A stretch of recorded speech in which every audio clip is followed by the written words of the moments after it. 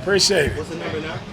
Oh, 21. You old enough to get your driver's license? Old enough for that, for sure. Old enough for my driver's license. No, thank you guys for the birthday wishes. It's a great, always great for me. I've always worked on my birthday, so it's always been training camp. So that's the normal for me. Everybody always asks, "Hey, what are you doing for your birthday?"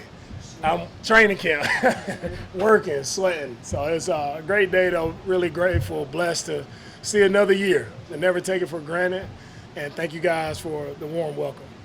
So about the first day of pads, and talk about how things will start to ramp up. What you see today that stood out? With it being the first day of pads, what stood out first and foremost, guys did a really great job of just staying up off the ground. I want guys to still be able to protect each other.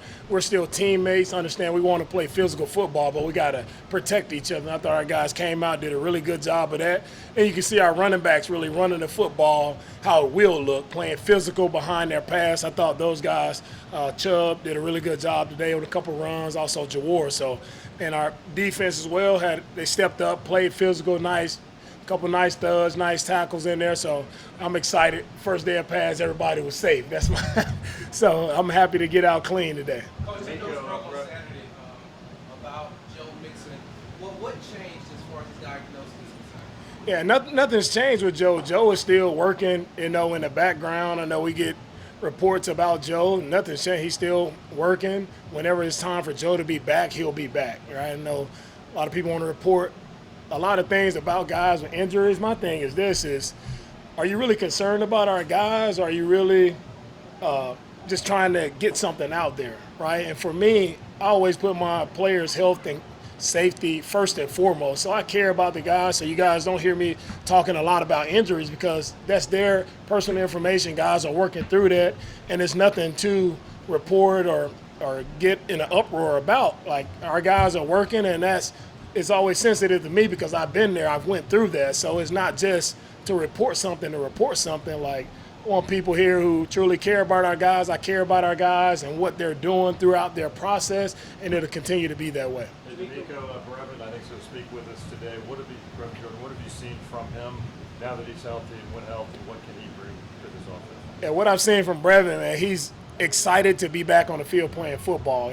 Brevin spoke. He just said, you talk about how rough of a time it is with injuries and to be missing football, missing your teammates, missing being out here on the field. So he's so grateful to be back out here, and you see that excitement on his face. You see how he attacks the day. I think one of his first plays out, he caught a short pass, and it reminded me of the play he had versus the Browns where he took one the distance, right? And that's what Brev can do. He's an explosive playmaker, and I'm as excited to see him back out here working with a smile on his face. Why was he an important player to bring back on an extension? He signed him during the season last year. He did what he did. Yeah, it was important to bring Brevin back on an extension because I see a very talented young player who's really loves football, and I know he can help us, whether it's passing game, running game. He's doing a really great job of working at the line of scrimmage, working on the blocking as well. So I see an ascending young player. And when you got an ascending young player in your building, we want to keep as many of those guys here as we can. So I'm happy to, lock Brevin up for a few more years. You guys were able to add C.J. Gardner-Johnson to what was already a successful secondary. What excites you about the potential of that? What excites me about the potential of our secondary group, adding CJ is, you don't add, it's not just another player. You're adding a Pro Bowl, all-pro caliber player with a Super Bowl pedigree who's done it at a high level, brings others along with him. Like, he's a true leader by example and by talking. Like, he does a really great job of motivating guys, getting guys to go. And he's a very thoughtful guy, asks really great questions, right? Really smart player, asks great questions, making sure everybody's on the same page, and that's what a safety has to be. A safety has to be an elite communicator along with the Mike linebacker, and that's what CJ has done for us. Did a really great job of communicating. Now when the ball is snapped, any one of those guys back there can go make plays. So I like their play style, and I love the way they're gelling and coming together. You know what you're like. You were living through the injuries when you were a player. You're sensitive to that. What about it is sensitive as a player when you're hearing reports or whatever that might be that you can relate to? Yeah, for me, it's everybody doesn't have all the information. We have all the information on our guys. So when you talk about injuries and all of this with the guys as a player, you're sitting there and everybody wants to report about who's not out here and what they're not doing. I would like to talk about the guys that are here and the guys who are busting their tails out here on the field in this hot climate, the humidity. Guys are working, grinding. I want to highlight these guys who are doing a great job. Understand our guys who aren't out here, guys are in the back end, they're doing the same thing. They're working just as hard as the guys who are out here, and I just always think it's unfair for everybody to always jump to be first to report something about an injury and is not taking that player into consideration. D'Amico, when it comes to We'll take a couple more. when it comes to the trenches, the pads can be a great equalizer. Did you see that happen today for the offensive line? When you can actually kind of put your hands up a little bit more. By putting on the pass today, you did. I saw our O-line do a nice job of blocking the D-ends, D-tackles. They also did a great job of getting after them as well. It's going to be really great competition, right? Our O-line gets to go against one of the top D-lines in the league every single day. You get to go against the top guys, so everybody's going to get better from that. And so that's what I saw today. For a player like Chubb, how much of what he went through from an injury standpoint a couple of years ago comes into evaluating where he is, maybe not trying to compare him to pre-injury status and just kind of take what he does out here? Yeah, when it comes to Chubb and how am I comparing him, guy's age, he's been through a lot. It's not always going to be the same as his early years in the NFL. But what I hang my hat on with him is just this guy loves football. He's physical. He plays the right way. He prepares himself the right way. Really sharp guy when it comes to the protection scheme. He's on it. He's helping out the guys. Coach Danny Barrett is doing a great job of bringing him along, getting caught up to our scheme. And so, seeing him today, he definitely showed up in the pass today. A guy who can play physical behind his pass. He can eat out yardage. So I'm excited to see him just play football. And that's what he's always been. He's always been a tremendous, football player, especially when he's healthy. So he's still working his way back, and it looks like he's in really good shape, and he'll continue to get better. Now going through camp, everybody continues to get better the more you go through it, and I see the same, with Chubb. All good? All right, thank you guys. Yep, appreciate you.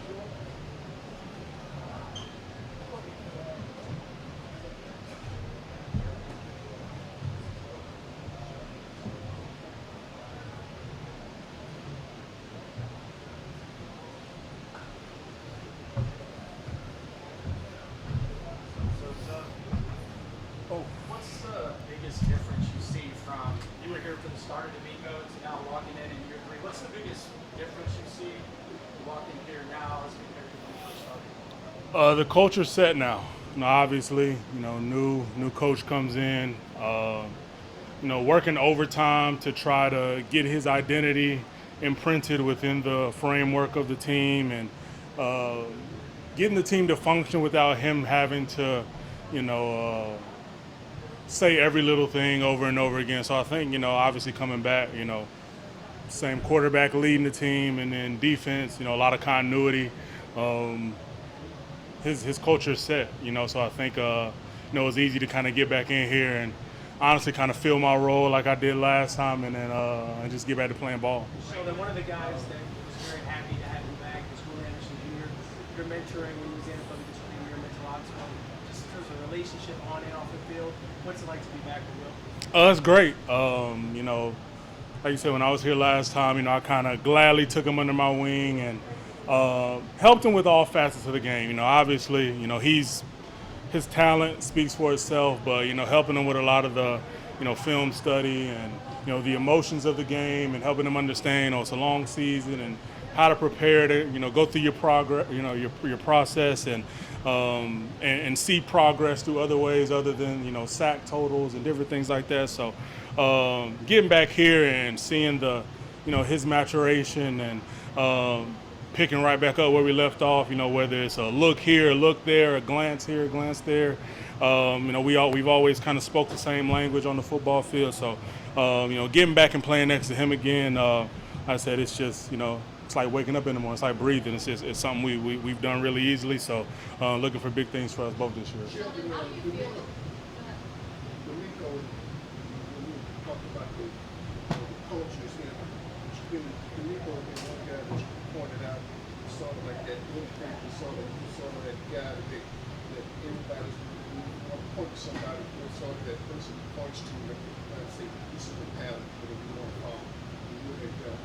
Yeah, listen, I appreciate that. I think I've always taken pride in doing things the right way. I think, coming in and, when I had a chance to talk to D'Amico prior to my first time coming here, I could just tell, again, I've known people that played for him, know people that knew him personally, and then getting the chance to talk to him and talk ball with him, talk philosophy with him. I understood we saw things the same.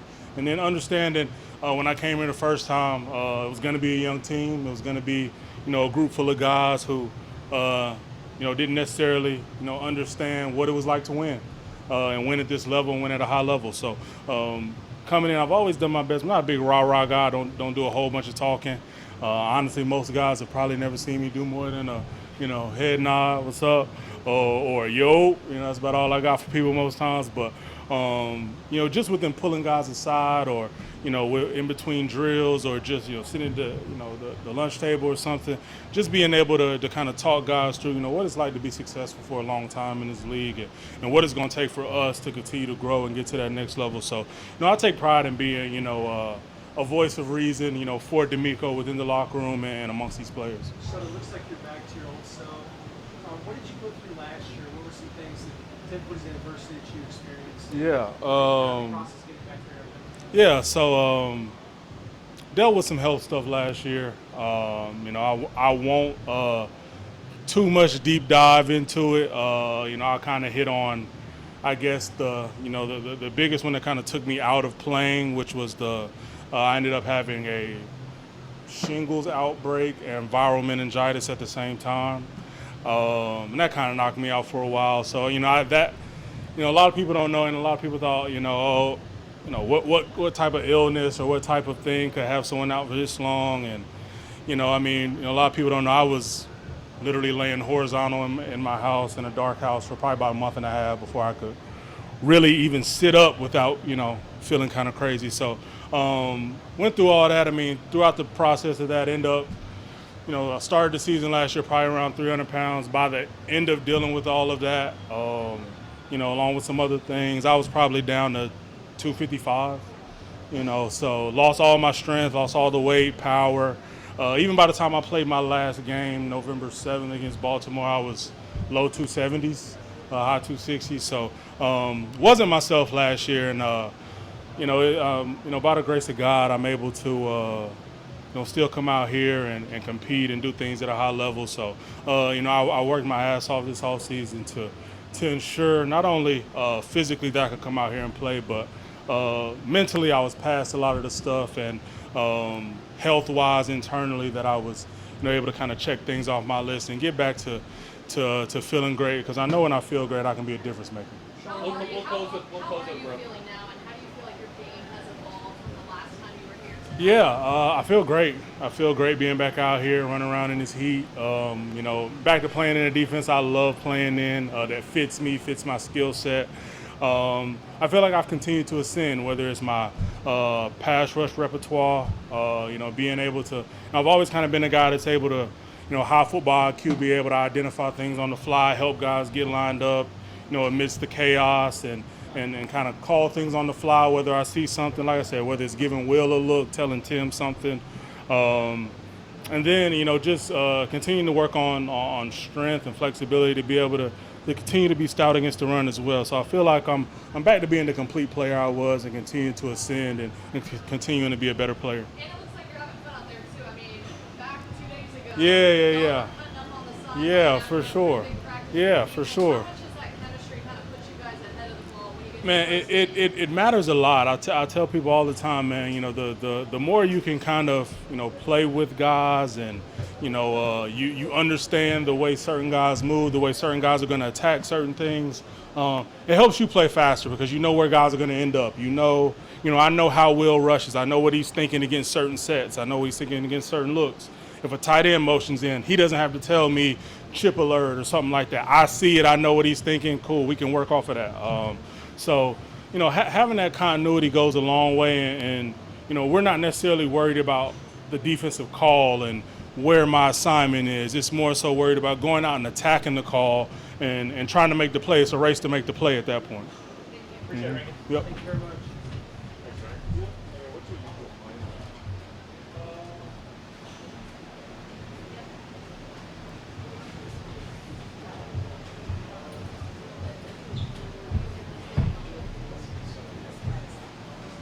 Y'all good? Yeah, y'all good. When you look at the, go ahead. When you look at your adjustment, and D'Amico was talking today about playing behind your pads or running and eating up yards. How are you feeling out there? Do you feel like you're getting back to your old self? Yeah, I feel good. It's been great to get a chance to come out here and play some more football. It's been a while for me, so I love it out here. It's been great getting back. What do you like most about this offense and how you fit into it? I love most about the guys that surround me in the huddle. The big guys up front, the receivers, tight ends, and and CJ. I mean, a bunch of guys who play with intent, who love to practice, love to work hard and get better every day. What have your conversations been with the new OC? They kind of what his vision is for you? Yeah, I tell you, Nick, he's very smart and he's super intelligent. He loves ball. He's always thinking of the next play, and it's been great to work with him. Coach Barry said that if you the only difference between you and Woody is when y'all take y'all jerseys off. That's how he's able to tell the difference between you all. Both Georgia boys both play the same. How much does that mean to you to be able to give back to a rookie like Woody Marks and help him come up through the ranks? Yeah, it's super important to me. Not only that, but Woody is a Georgia boy, so definitely like a brother to me already. So he's been great. He's super smart too, and he's super athletic, super fast. He can run the ball, he can catch the ball, he can do everything you ask him to do. So he's a great player who I look forward to watching. Do you see the similarities? Yeah, I do. On the field, how often do you feel like your pre-injury self when you're out there? Well, what do you mean? Like, is there ever a moment where you're like, okay, injury's behind me, like I feel great today? Yeah, that was 2 years ago, so I'm getting over the hump. I'll just come out here and try to be best I can. How much does getting these elevated first team reps kind of help you, get used to this new team and get used to this new offense? It helps a lot. I need every rep I can get. It's been a while. I got hurt last December, so I've been in pads since. So it's great to get out here, get a chance, get passed on, get hit, move around a little bit. When you spend your entire career in one place, how would you describe that process of transition from a new city, new organization, and you're trying to learn everything on the phone? It is a process. I was where I was for about 7 years, so I got very comfortable and used to things there, how things are done there. So part of the small things is like learning how they do this, how they do that. How much time you have before practice, and this are small things that I got to get used to. Other than that, the guys have embraced me. I know a bunch of guys on the team. I knew some of the coaches too. So it's been fun. And what stands out about just the city and just the organizations that you've been? Well, for one, it's hot and it's humid. That's the biggest difference between here and Cleveland. But other than that, the city's nice. It's cool, nice. A lot of traffic, I guess. But other than that, I'm enjoying it here. Out there, as a veteran, you know when to cut and loose. Long time till the first game. Do you feel the explosiveness, the twitchiness kind of coming back? You know your body. You know when you're cutting and doing things at the highest of levels. How do you feel like you're going to ramp up the process? It's going good. It's hard to get a burst when the defense is playing so good over there. But other than that, every chance I get to get a quick 10-yard burst after the play's done, I can just anything I can to get in better shape. Obviously, Joe's going through something he's recovering, but how much has he helped you and the other Who was running that? guys? Joe? Yeah. How much has he helped you and the other running guys behind the scenes, when he's not practicing? Yeah, he's super helpful. Joe's a vet too. He's been in the game a long time. He's always there for us. Anything we need, he has our back. Yeah, that was my question. Cool. All right, perfect. Thank y'all. Thank y'all. He said sorry. You started talking. He said sorry. And then you started talking. I don't know what's up with you around you guys lately, but Say y'all. Reverend, Good, y'all. How y'all doing? good to have you back. Appreciate you, bro. Reverend, what does it feel like to be back out there doing what you love to do? Man, it feels unbelievable, bro. 10 months of, just isolation, just being in the house and being here was tough, bro. Like, being back out here on the field, and it's hot and it's competitive, but man, I don't take it for granted, bro. It just feels so good to be, back with my teammates. Did you learn anything about yourself last year when you were out away from everybody? Yeah. I think I just I relied a lot on God, but for me, it was just staying grounded, staying true to my foundation, my faith, my teammates, my family. It was a hard process, but as crazy as it might sound, it wasn't that hard. It wasn't that hard, to be honest with you. Reverend, I remember talking to you after the Bears game, and I had no idea until the next day that you had torn your ACL. How did you finish the game with the torn ACL? Bro, I honestly have no clue what play, when, how I did it. It was just one of those things that, your adrenaline is running so hard, and you just find out the next day, like, your ACL's torn. It was, honestly, I'm still kind of like shocked about it. Still to this day, like, dang, I tore my ACL and had no clue. So it was pretty crazy. Where we got a chance to see this Nick Kelly offense and how it operates and how it works. As him being a former tight ends coach, can you tell the difference in the sets? Yeah. With you all at tight end group? Yeah, man. I'm excited to work with Kelly. His energy is infectious. He's real smart. He's real passionate to have the offensive coordinator be a tight ends coach, and he's constantly, coming over to our individuals, and he's constantly coming into our tight end room to just, check in with us. It's awesome, bro. I'm excited to work with him and see how this offense progresses throughout the year. Miko called you an ascending player just a few moments ago. What did it mean to you? They obviously brought you back with the injury mid-season last year. What did it mean to you that they wanted to sign you and bring you back even with all the injuries? Man, it was unbelievable. I love the city of Houston. I love this coaching staff. I love my teammates.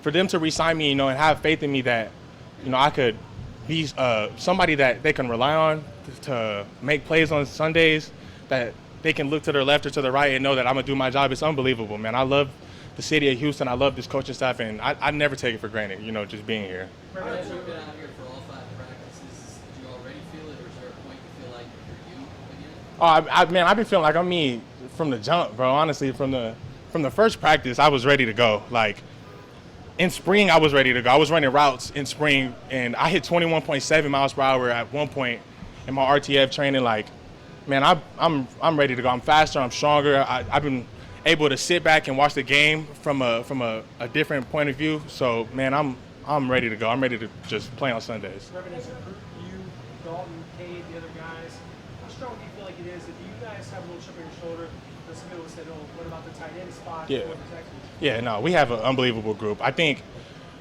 people aren't giving, the tight end group enough credit for whatever reason, but I think this year we're going to be able to show everybody that this is a group that we can rely on special teams, on offense, that we're going to go out there, we're going to be able to block a defensive end one-on-one, tram to a mic, and then go run a 50-yard, catch a 50-yard touchdown. So that's the expectations from everybody in our room. How important was it to you to make sure that even though that you were going through your rehab, that you were around this team, still supporting this team, still being in the rooms? How have you given that advice to Tank?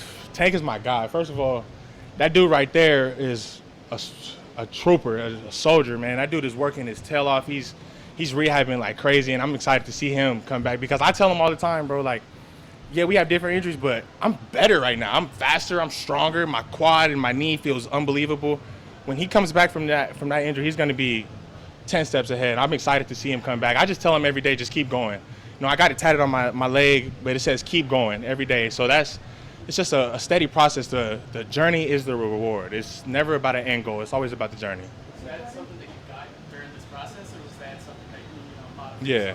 I think for me, the journey is the reward has been my whole NFL career. I've taken it, everybody talks about a breakout year or this or that from the outside noise. And to me, man, like, I come every day with the mentality that it's game day. Like, I love football. I love being able to shoot up and put my pads on and just come out here. Like, I love the game. My whole life has been the journey is the reward. There's no such thing as an end goal. The journey itself, being able to go through this, whether you have a breakout year, you have to keep going. Whether you have a bad year, you have to keep going. Like, the journey is a reward. A couple more.